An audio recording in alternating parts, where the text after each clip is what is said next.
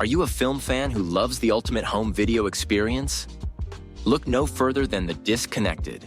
Your host, Ryan Verrill, is your go-to source for the latest and most accurate information on home video releases, exclusive interviews with industry insiders and filmmakers, and has established a thriving community where every film and physical media enthusiast feels welcome. From hidden gems to blockbuster hits, The Disconnected brings you insider knowledge and a welcoming space to share your love of cinema. Watch every Thursday night at 9:30 Eastern, 6:30 Pacific for the live announcements show and follow The Disconnected on social media to stay updated. Subscribe to The Disconnected on YouTube or on the podcast provider of your choice and dive into a world where every movie night is an adventure. Hello and welcome to Tumbleweeds and TV Cowboys. My name is Hunter. In this podcast, I'll be joined by a different guest each week to discuss a classic Western movie or TV show. I've been a fan of classic Westerns for as long as I can remember, and in recent years, they've become very nostalgic for me. I love the aesthetic, the tropes, and I love seeing different filmmakers' takes on them. At their best, they're incredibly entertaining, rewatchable, and some of my all-time favorite movies are Westerns.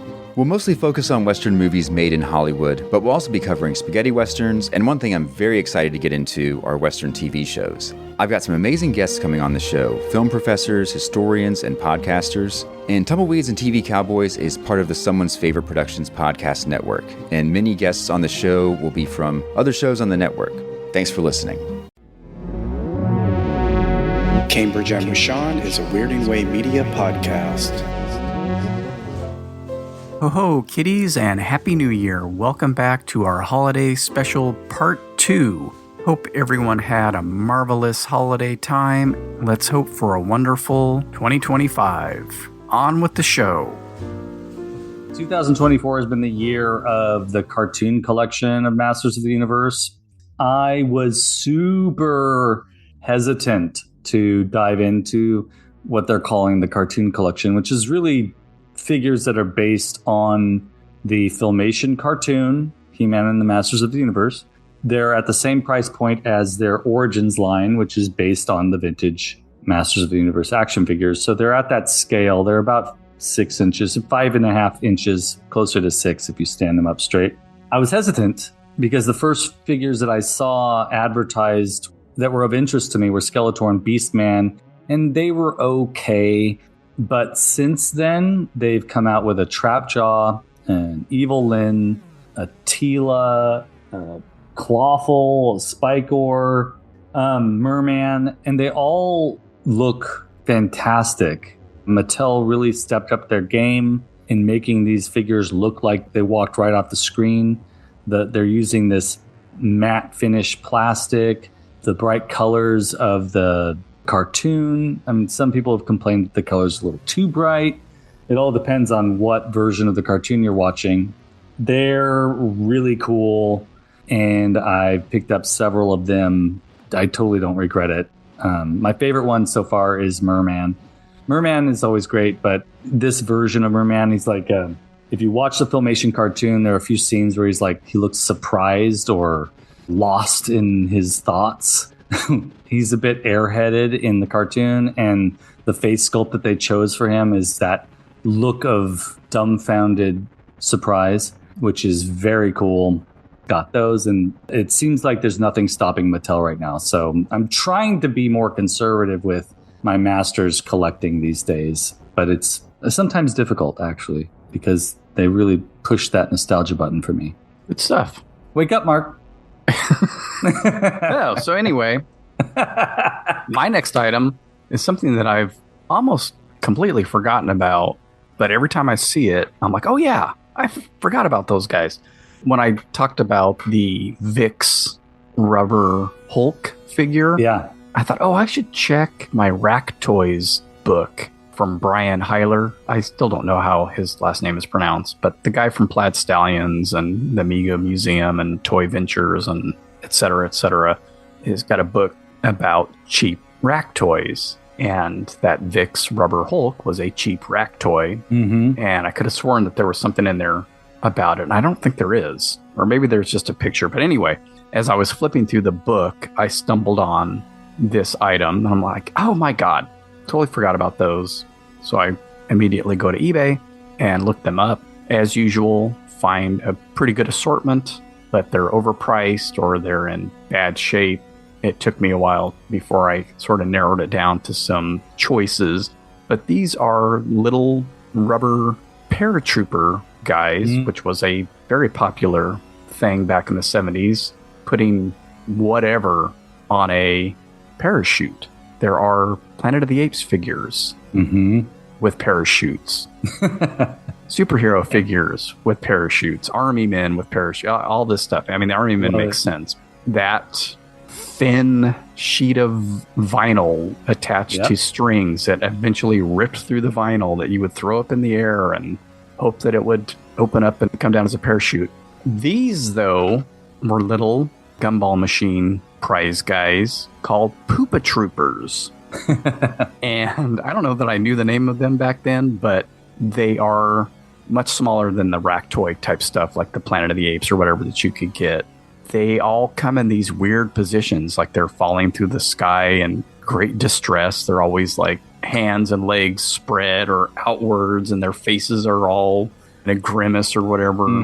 I was like, oh man, I remember having a couple of these when I was a kid and absolutely loving them. They were being made all the way up until I think the early 2000s by Imperial Toys. There are quite a few packaged versions of them that you can get on eBay of those newer ones. And it's basically the same sculpt and stuff and same idea and same bright colors. But I got a pair of vintage Imperial Toys Poopa Troopers for $10 or something. Just have them sitting there. They've still got like tacky little strips of broken rubber band around the parachute. Awesome. The string is still intact, hasn't been ripped out of the hole on top of their head as they normally would be. And just a cute oddball thing that was not something that necessarily stuck, but anytime I would encounter it, I'd be like, oh yes, I remember those. I remember getting those and playing with them and loving them, and then losing them or whatever and forgetting about them for years. Totally. I remember the paratrooper toys. I think I had some like army guys that had the parachutes. Super generic things, but it was so much fun. You throw them up in the sky and watch them barely float down. They would often just fall down. But it was fun. We were looking through our Halloween stuff, and this kind of goes into something I'll talk about in a little bit. Target always has a little selection of cheapo, not even really toys, but things you can buy almost in bulk to hand out. You know, rubber eyeballs and plastic skeletons. And one year they had a bunch of little ghosts, witches, Frankensteins, and whatever that had parachutes. So there's a whole bunch in our Halloween decorations that we've held on to. Oh, that's cool. These are just like my Poopa Troopers. Imperial is the same company that came out with those dinosaurs, right? Dinosaurs and Dragons? Yeah, I think so. Good stuff. Yeah, they did a lot of cheapo rack toys. And if you've been watching my channel, I've been sort of trying to consolidate my collection a little bit. And this is where I'm entering into this new chapter, I guess. I know I just got done talking about how cool some of the new Masters of the Universe stuff is that's been coming out. I'm actually trying to be more disciplined when it comes to that stuff, because I think as people discover when they're collecting, there's a reason why they're collecting a thing.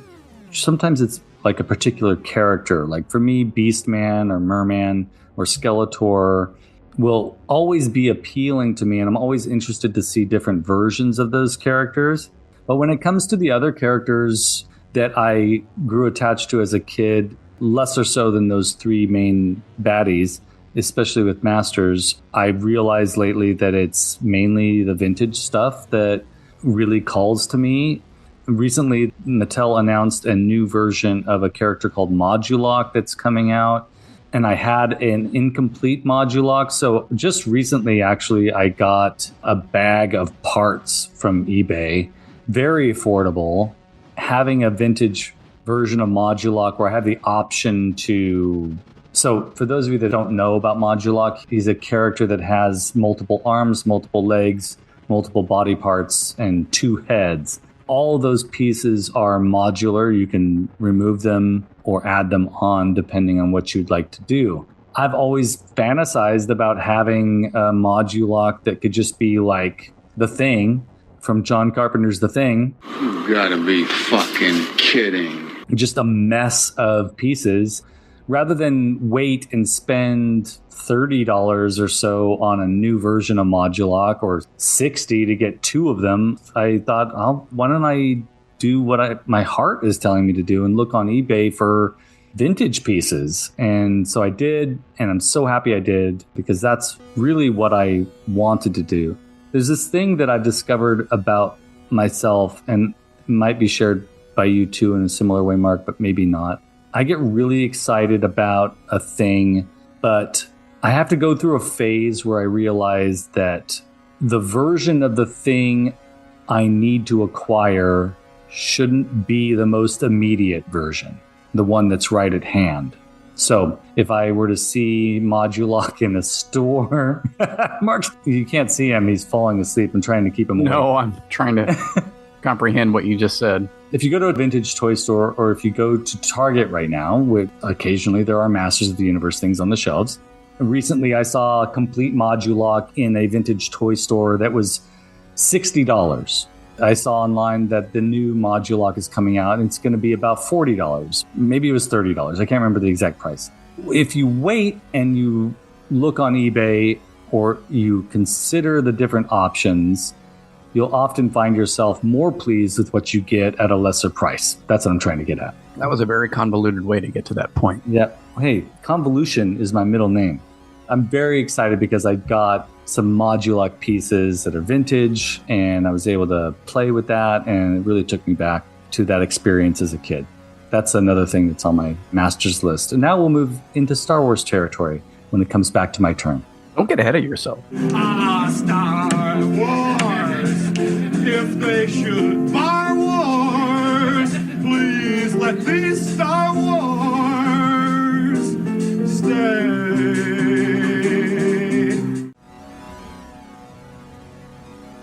Hello, my name is Kevin Tudor, and I'm one of the 3 hosts of Almost Major, a film podcast dissecting many major indie studios and the films they release. Every week, myself, Charlie Nash, and Bryden Doyle discuss overlooked, forgotten, or bona fide classic indie films via studio-specific miniseries. We've previously covered numerous films from Artisan Entertainment, Lionsgate Films, and New Line Cinema. Titles including The Blair Witch Project, American Psycho, Dogville, But I'm a Cheerleader, Saw, Requiem for a Dream, and Ringmaster, you know, the Jerry Springer film. Anyways, we have a fun time every week, and we hope you will join us. Subscribe to Almost Major wherever you get your podcasts. Now proudly a part of the Someone's Favorite Productions podcast network. Speaking of Target and their Halloween stuff, or their cheap stuff, I had seen a little bit before Halloween rolled around, when they start to put that stuff out, I saw on Instagram somebody post this plastic item of an ice cream cone turned upside down, and the ice cream was in the shape of a skull. And I was like, oh, that's a cool looking thing. What is that? And so I read the description. They're like, oh, I just found these at Target. This is great, blah, blah, blah. And I'm like, oh, fuck. And I figured, I'm not going to be at Fresno Target. In one of the descriptions, found what the company was, and then I was like, well, maybe I could just buy it from their website, because fuck Target, they're not going to have them here.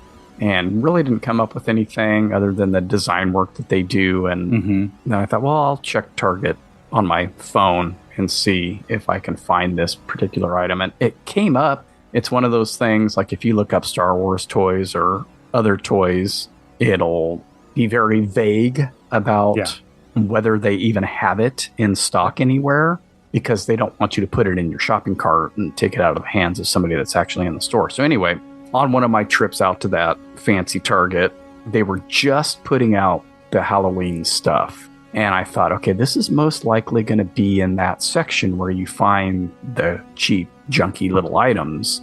And I went and I'm like, oh, they haven't even gotten to that stuff yet. They don't have everything out yet. So I went on my merry way and kind of forgot about it. More recently saw on Instagram again, someone was like, oh, I just picked these up at Target, and the picture was of them by a huge display of them. And I'm like, oh, they're in that section of the store. So the next time I went to Target, right at the front of most Targets, they have that cheapo area where there are bins and bins of seasonal stuff. Yeah, usually seasonal, yeah. 4th of July, there's going to be a bunch of flag stuff in this area, anywhere from $1 to like $5. And so there are these very interesting sculpts of ice cream cones that are flipped over like they've fallen on the ground, and they have a skull image on the ice cream itself. And one is a sugar cone, and the other one's like the pointy waffle cone. Yep. And they are called Mr. Ice Cream Man or something like that. They're hollow inside, and they're $3. Yeah. There was a mint green one and a pink one. Yep. I should have bought more, at least 2 of each of these, but I bought 1 of each for $6. And I just thought they were the coolest thing. I'm like, I hope whoever this company is keeps doing this stuff for different holidays throughout the year, because these are great. Totally cheapo plastic toy. Amazing. Yeah. Carlita put them in my office here, and I was like, hey, I'm just going to keep these out all year. They don't have to just be for Halloween. These are awesome. They are. They're awesome. You sent me a picture, and I was like, yep, got them. Yep. Yeah. Because I saw them come up on Instagram, too, and I was like, oh, my God, those are amazing. And then we walked into a Target, and sure enough, there they were. Yeah. There were tons of them in the one where I actually got them, and then I kept seeing them later. I'm like, oh, man, they're going to have so many of these left over. It's funny. I had the same feeling, too, like I should have gotten more. I mean, for that price. Exactly. Maybe there'll be some next year that are different colors. They should have done a black one. Black and white, actually. Last Halloween, previous to the one we just had, that's when they first launched their like fluorescent neon pinks and blue skeletons. So I got a pink and blue skull back then. And now this year they had a few other neon color skulls. And for $5 a neon skull, like that's a good deal. Such a cool idea too. I was just like, that's where Target wins. Whoever it is that they're working with, that these design teams are willing to take interesting chances like that. And I love that. And now they're all in landfills because people didn't buy them, but whatever. This is what we're contributing to. Yeah. So what's your next item? I've been on a vintage Star Wars kick for like half of the year. Yeah, it sort of began in the summer, early summer. I've also been trading in toys, stuff that I know I'm not going to pine for later on. I feel like I just have one more of these characters to get. I started a very small collection of the 12-inch vintage Star Wars figures by trading in newer toys in abundance, which I dragged into the stores almost shamefully because it's like, here's a bunch of stuff you probably don't want. I was able to get, spending very little of my own money, a Stormtrooper, the vintage 12-inch Stormtrooper. He's missing his blaster rifle, of course, and then the vintage C-3PO. And then I was able to find a Darth Vader on eBay for a very affordable price. That's what has sort of started me delving back into vintage Star Wars territory, which I've been comfortably resting the last few months. Those 3 will hold me over until I can come across one of those R2-D2s from the same line. These are things that I coveted as a kid and happy to have them. Yeah, I think when you brought those up earlier, I was like, I just don't remember seeing them or being interested in them. Yeah. I tell you, man, that scale doesn't work for me. Yeah, there's something about the C-3PO in particular. I mean, I had the Darth Vader as a kid, as we've talked about. I can see why people wouldn't be that interested in it. It's more like a tactile desire for me. But there's something about the way C-3PO looks in that scale is just really kind of amazing. You get a lot more detail in a 12-inch figure than a under 4-inch. And he's also a little awkward, too, which appeals to me. Makes sense. Because you are, if nothing else, yeah, rather awkward. Yep. What else you got? I'm getting my digs in today, man. I know. You're having a blast. I'm entertaining myself. As you should. Oh, nice to see a familiar face. Ichuta. How rude. We talked in great length about McDonald Land at some point. You did. Mm-hmm. Well, I only bought an Officer Big Mac, and you gave me a Ronald McDonald. I don't know if I did it on this show, but I know on your show, when I was a guest at one point, I mentioned, I'd like to kind of just get another Officer Big Mac for the head itself. I kept that in the back of my mind throughout the year and looked off and on, and even incomplete stuff was too much. I'm like, I'm not paying $25 just to get a Officer Big Mac head to put on my desk. Finally, one rolled around that had no outfit, that wasn't in bad shape, and the head itself looked good, and so I put it on my watch list like I do, hoping to get an offer from the seller. I don't think I did on this, but it's hard to remember all of the times that's happened over the year. But anyway, regardless of that, I purchased it and got it. And when I was looking at the pictures of them, knowing that you had at least 2 variations of the figure, I was like, oh, I'm curious, because I can tell the paint application is much different on this. So I kind of assumed I was getting the big head version of him. And then he showed up. I held him up next to the one I already had. And I was like, oh, no, I have the big head version. This is the small head version. I heated it up. I don't do the hot water. Not that anybody gives a shit about this. I don't use the hot water method. I use the hair dryer method. Yeah. So I heated up his head so I could pull it off the stump that it's on. And I was looking at the 2 heads, and I'm like, wait a minute. It's the exact same sculpt. This isn't really a variation. I think it was just a matter of either material or these just dried differently and they shrunk. Right. That's what I think. It's the exact same sculpt. I mean, I was looking at the placement of fucking sesame seeds on the top of their heads, and it is the exact same. It's just a matter of factory or material, slightly different vinyl, or after I heated it up, it was a little bit tough to pull off. So I think these shrunk too much. Yeah, just a different material. Yeah, I mean, they're both vinyl, but this one is so much harder than the one I have. That one is squishy, and this one is, unless it's heated up, it is very firm. It's set differently somehow, and or they processed it differently on purpose so that it would be smaller. I don't know. So I ripped them off the body and just have them sitting on my desk. So which do you prefer? The big head. Yeah. Because I like squishy vinyl.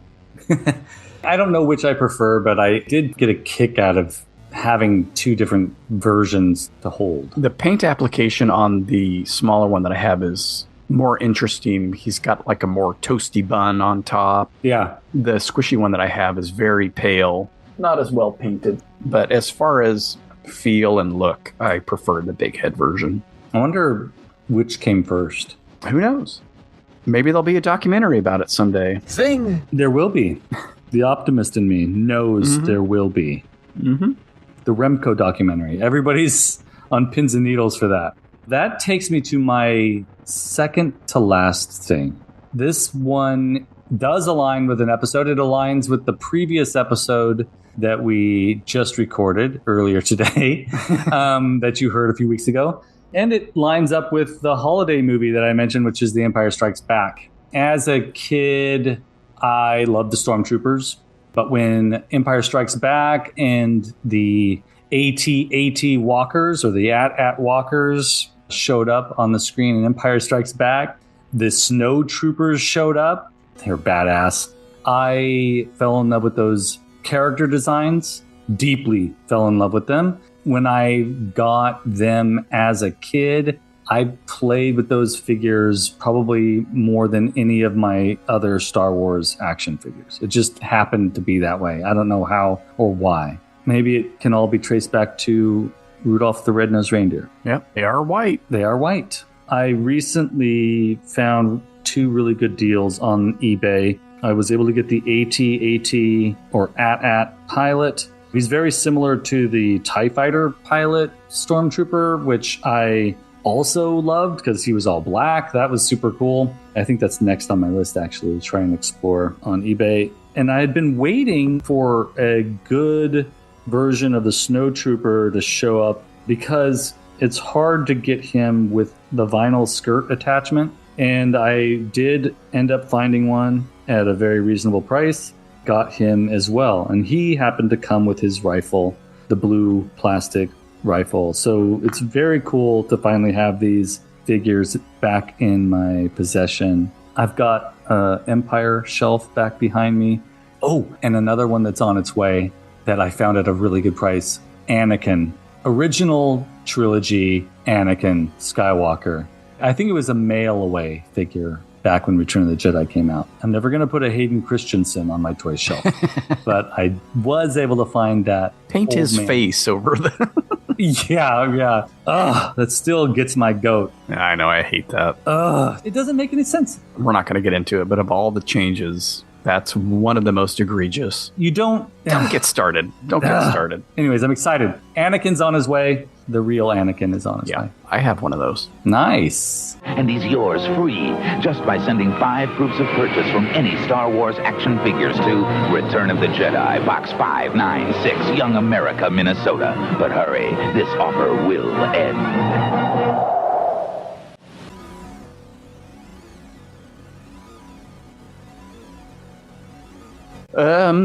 I'll combine my next 2 items since they're related. Cool. I think this all started because I followed, since he's no longer on Twitter, Walter Williams, who created Mr. Bill, who I talked about on the Saturday Night Live episode. Gee, I was just thinking how fun it must be to be a conehead. Oh, I sure hope they're on Saturday night tonight. Well, Mr. Bill, you can be a conehead too.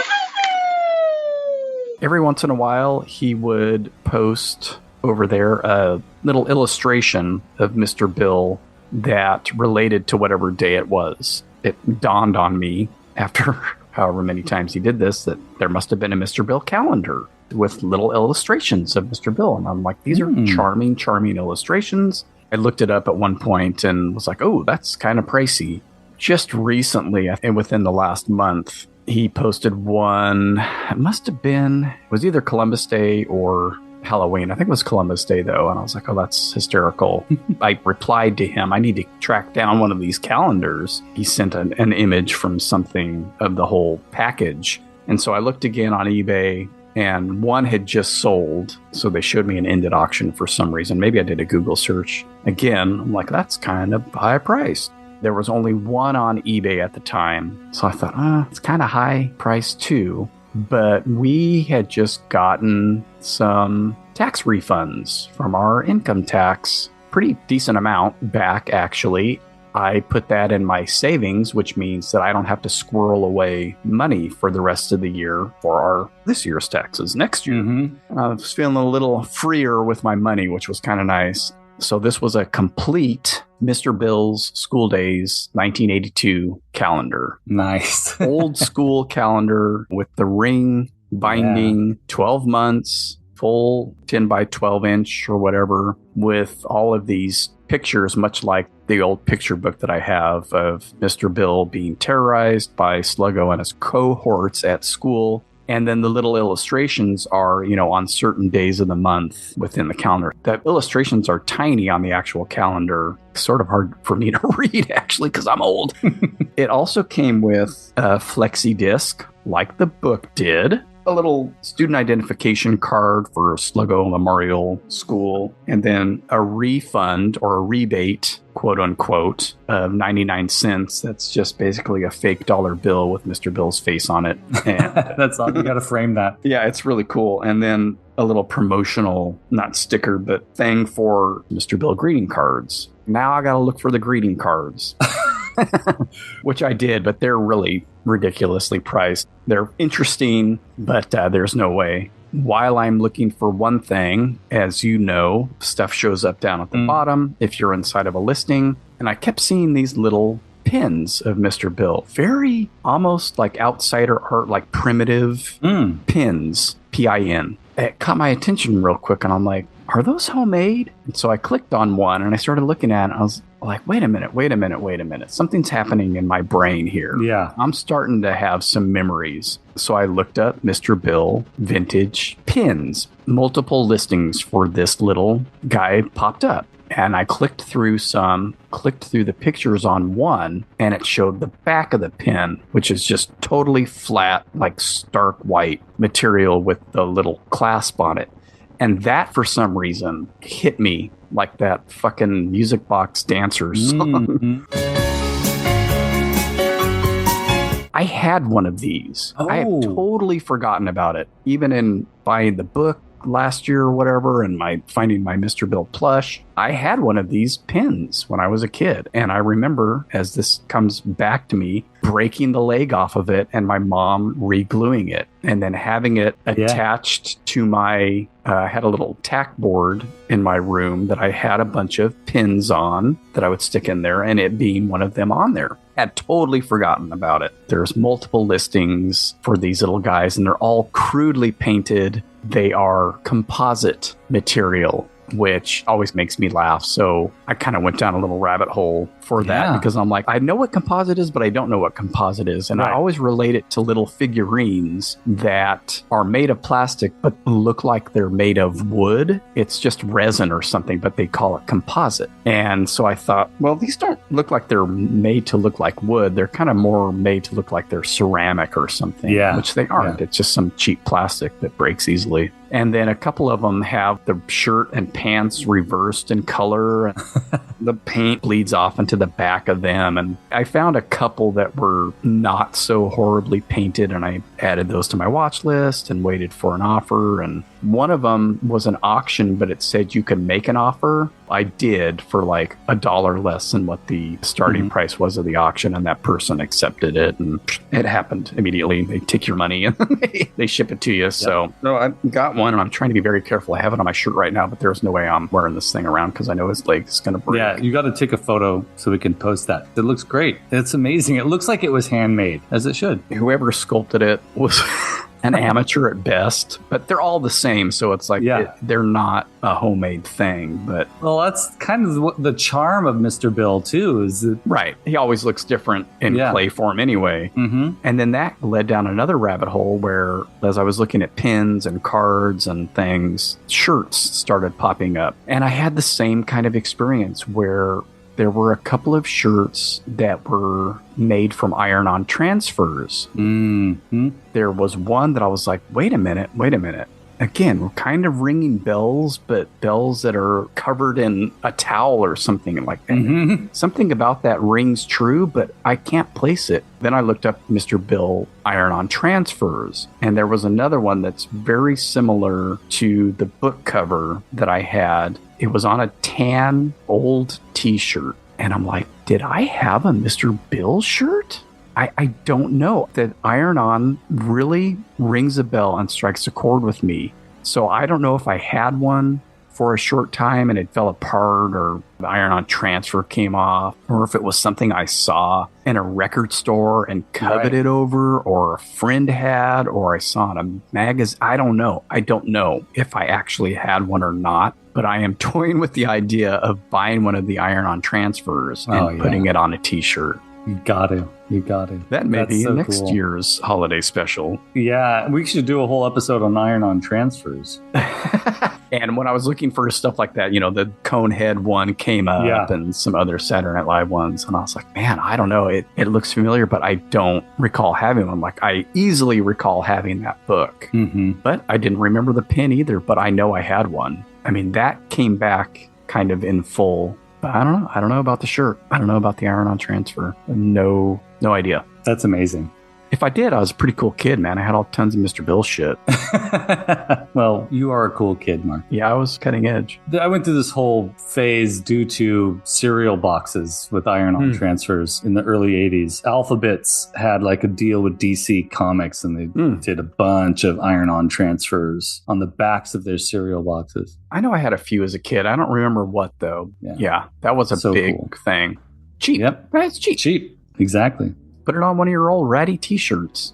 That's a good one, Mark. You should get that t-shirt, or you should get the transfer or whatever. Yeah, I think there's a place just down the street that does heat transfer onto shirts. There you go. So probably cost $20. Yeah. End up having a $50. No, somebody was selling a vintage t-shirt for $200 of one of these iron-on transfer Mr. Bill. Wow. I'm like, you got to be fucking... And I'm like, did you mistype that and meant 20? Because that's fucking ridiculous. No. They typed it incorrectly. Good luck. Someone will buy it. You'll see. Gee, if I'd stepped on that skateboard, I might have done one of those crazy falls like Chevy Chase used to do. I sure hope he doesn't fall on Saturday night tonight.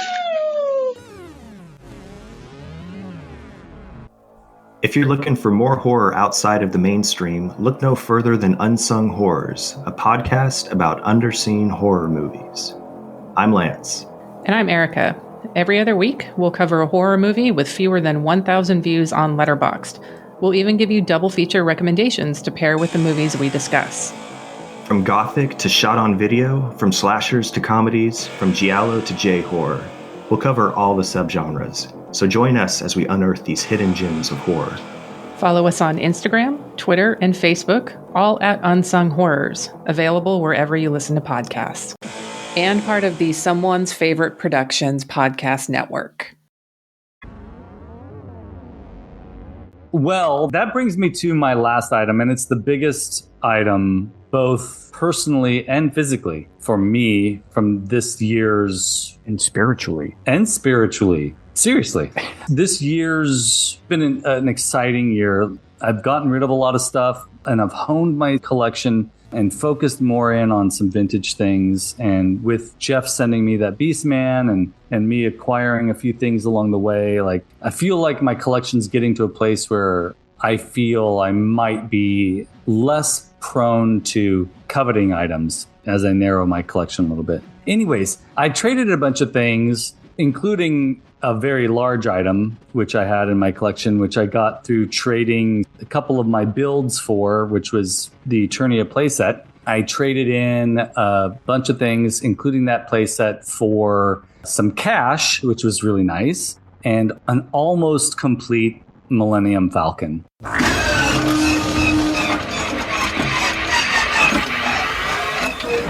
And the Millennium Falcon has been on my list for a very, very long time. After I posted my video on my channel, you messaged me. And in my video, I tried to put batteries in there and it didn't work. And you mentioned to clean the... contacts. What was that? The contacts. Yeah, the contacts inside the compartment. And I haven't done that, even though they do kind of look clean. But I'm going to try cleaning them anyways. Could also be a loose wire. Yeah, I'm thinking it's a loose wire. That's beside the point. It's near complete. It's missing a few stickers. It's got almost all of the internal parts. Most Millennium Falcons that you buy vintage like this are missing the training ball. So it's missing the training ball. I'm probably going to get a replica because getting the vintage one is very expensive. Mm-hmm. You know, there's certain elements in there that are often missing that it comes with, that it has. So I'm happy about that. The cardboard interior electronics wall is mint. It's beautiful. There's a lot of discussion on what is the coolest vintage playset. I know there are several that people argue for that, and I agree. There are a lot of cool ones out there, but the Millennium Falcon is at the top for me. It's one of the coolest things ever made.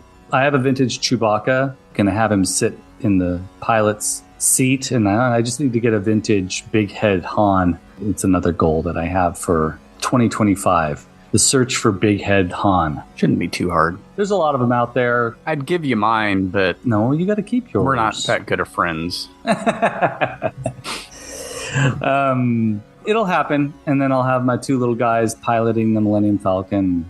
I'm really, really happy with that. Yeah, it's cool. And if you go down that route, check Toy Polloi for stickers. He's probably created a batch of replacement stickers. Actually. I saw those, yeah. And I know for a long time, a lot of the stuff that he created based on existing material is free, but I don't know if that's the case anymore. Mm-hmm. He might be charging for most of the stickers. After I sent that text about the contacts, I'm like, well, it's not going to do you any good if it's a loose wire, which is most likely the actual problem. Yeah. You could get in there and see if that's the case, and then, you know, I don't know how adept you are at soldering, and you can also buy replacement contacts if cleaning doesn't work. Yeah. But yeah, it's probably a loose wire, more likely than not. I'm conflicted too. You know, it's like you hunt for or yearn for a particular item, and I'm tempted to just not touch it. You know, like, but at the same time, I'm like tempted. It also could be a very easy fix. True. Is kind of maybe my point. That's a good point. Where before I would have thought the same thing. I would have put some in and been like, oh, fuck, it doesn't work. But having watched all these videos,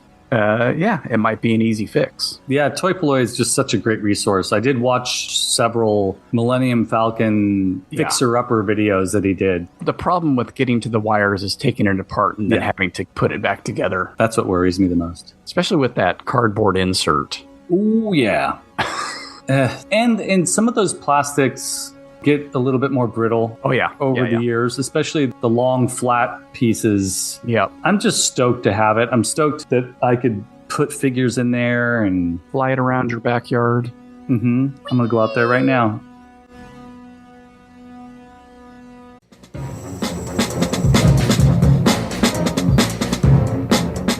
Hello, this is Aaron West. I am the author of the A24 New Wave. In this book, I look at A24's output and I make the argument that we are in a new wave movement right now.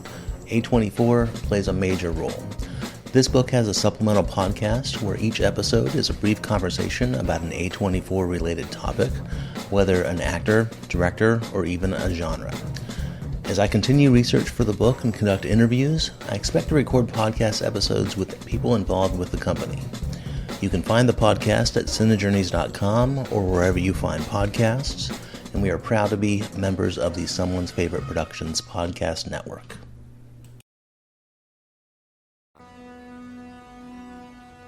Well, my last item could fly along with it. Woo! As mentioned on the last episode, I got me a collapsible Santa sleigh. Yeah, there it is. Whee! That is so cool. In the backyard like an idiot. That's why I was so brief about them on that previous episode, because I figured I would go through the history on the holiday special. This is one of the original items from my list, my master list of Cambridge and with Sean topics. I was like, yeah, every year I waited for this thing to come out of the storage area above our pantry and be played with, along with the little tubular matches.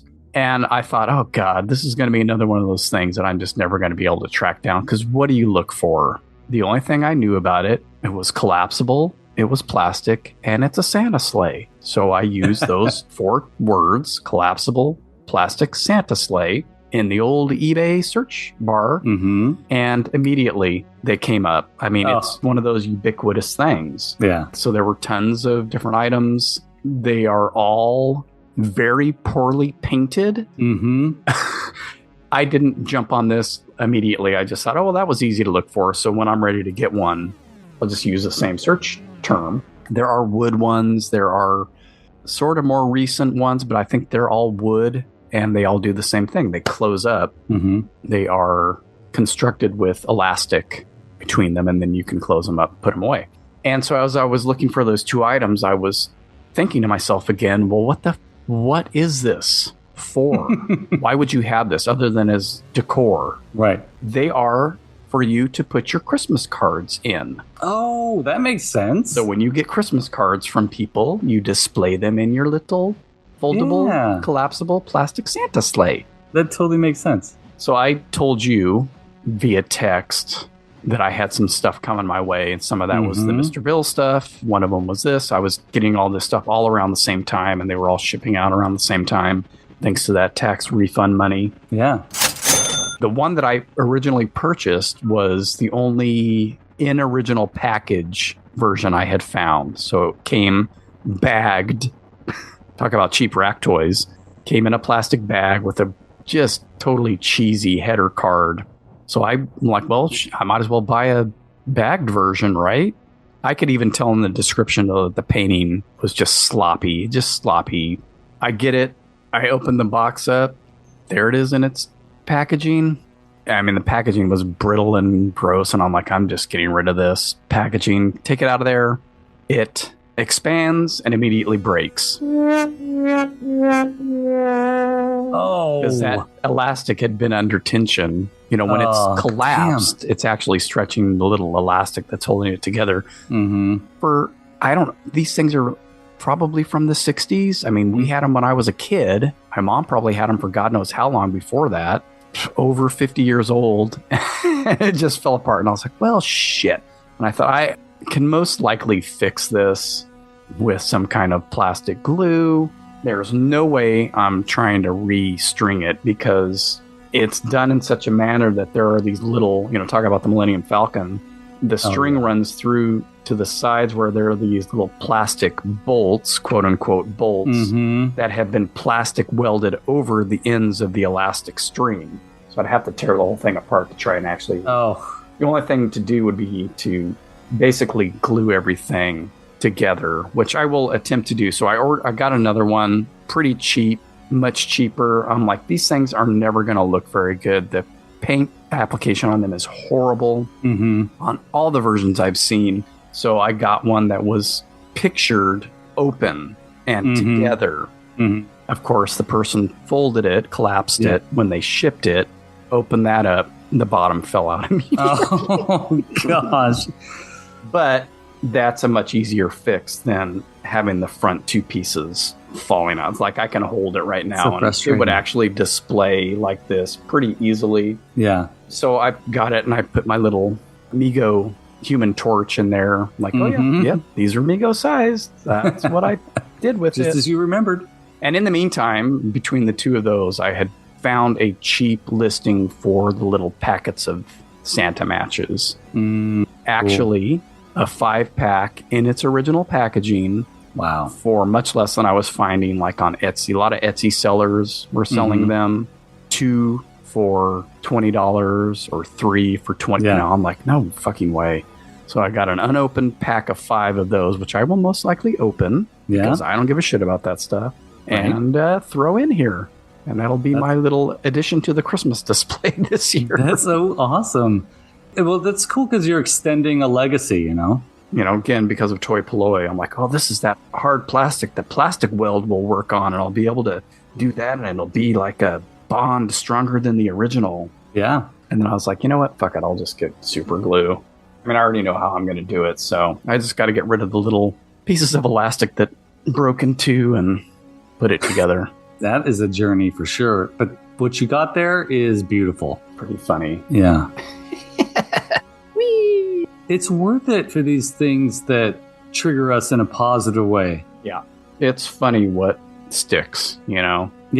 Some it's amazing. Cheap-ass card holder that wasn't meant to survive 50-something years, and really doesn't, but that captured my imagination. It's so much better that something like that ends up in your home than in a landfill. Right. And I remember it more clearly than I remember any particular Christmas as a kid, to be honest with you. Now I gotta find that weird little birdhouse ornament with the little tiny red birds. Yeah, I got it now. I'm gonna go talk to my mom about ornaments too. Yeah. Do we have any of those from when I was a kid? My mom probably still has that one. Who knows? We'll let you know if we find anything, people. Yeah. Well. Do we both say well? I think we've gone on long enough, unless you have something else. That was epic. Super epic. And it goes to show that getting together with your friends can really inspire you to spend more money. Yeah. We'll see what happens this next year. That's right. Listen, I'm not looking forward to next year. I do know that we have episodes to look forward to. So there's that. That's our Mark and Ronnie rebellion right there. Yeah, the cost of doing this ain't going to go up, but we'll hear more ads, unfortunately. Sorry. Is what it is. So, happy holidays, everybody. Yeah. I hope you have a... Go ahead. You first. Have a safe holiday season, whatever it is that you celebrate. Right. Be smart. Don't drink and drive. Yep. Don't get into a major political argument with your family. Yeah. Good idea to avoid that. And if that's a possibility, maybe just don't see family this year. Yeah, that's such good advice. Some folks may just have to head that direction, and that's okay. Or you tough it out and try to keep your chins up and just don't talk about that stuff. Yep. With that being said, remember, until we meet again, have fun, stay weird, and keep collecting. And thanks for listening. Bye. Enjoy this recording I made of the Mr. Bill's School Days Calendar Flexi Disc as our special holiday treat for you. Mr. Bill's School Days. School days, Hey everybody, I'm Billy. Who are you? In January, all the kids returned to school from the Christmas holidays. They brought along all the fun new toys they'd received. Hey, look at the swell model airplane I got. Well, what did you all get?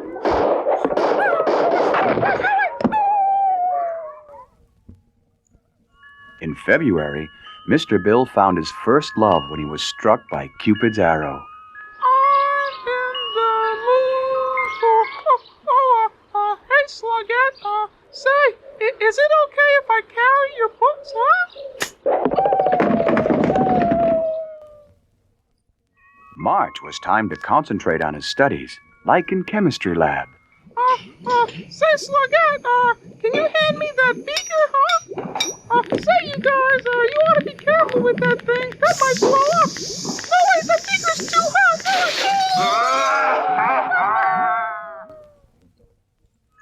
Along with the April showers came the annual Easter egg hunt. No, but I have enough eggs already, okay? No, wait, stop, no! The month of May meant the school year was almost coming to an end, but not before the May Festival. The Maypole, the Maypole, all around the Maypole. In June came graduation day, but Billy was caught cheating on his final exam and would have to return to school in September to repeat the year. No, wait, but I studied. Really, no, I was framed, no! Billy's a cheater, Billy's a cheater. In July, the Bills celebrated Independence Day at home. Say, Mom, can I go out and shoot this bottle rocket, huh? Okay, Billy, but be careful.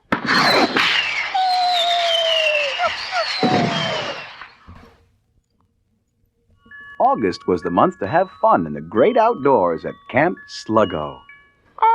Gee, I think we might need some more firewood. No, wait, I don't want any more marshmallows.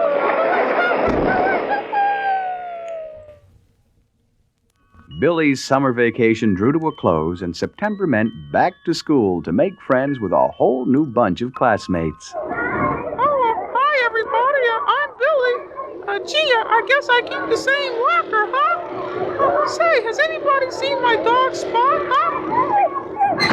Wait, what's that? In October, Billy went out for the football team and even had a chance to be a big hero. And Billy can win the game if he makes this last-second kick. There's the snap. It looks good. Oh, he hit the crossbar. Too bad Billy loses. November was the month of the homecoming dance. Billy had quite a night on the dance floor. Slugette, could I have some punch, please?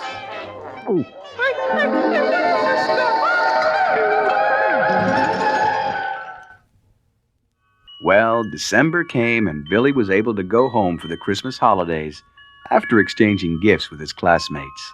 Well, gee, I guess I'll see y'all, and you have a Merry Christmas, okay? And a Happy New Year! Bye-bye, Billy. And when Santa squeezes his fat white ass down that chimney tonight, he's gonna find the jolliest bunch of assholes this side of the nut house. You're goofy. Don't piss me off, Art. Cambridge and Rashawn is a Weirding Way Media podcast. Have you ever wanted to dive deeper into the horror movies you love? Beyond the Blood is a horror podcast for fans who want more than just surface-level screams. We do deep dives into the movies that shaped us, digging into director commentaries, behind-the-scenes stories, deleted scenes, and the special features that most people skip. Each episode is a love letter to the genre. We break down how these films were made, the creative risks that paid off or didn't, and the lasting impact they've had on the genre as a whole. From 70s slashers to modern nightmares, we celebrate the craft, chaos, and characters that keep us coming back. If you're the kind of fan who rewatches movies with the commentary on, or you simply grew up in the video store horror aisle, the Beyond the Blood podcast was made for you. New episodes every single week. subscribe, and let's dig deep. Welcome to the Beyond the Blood podcast.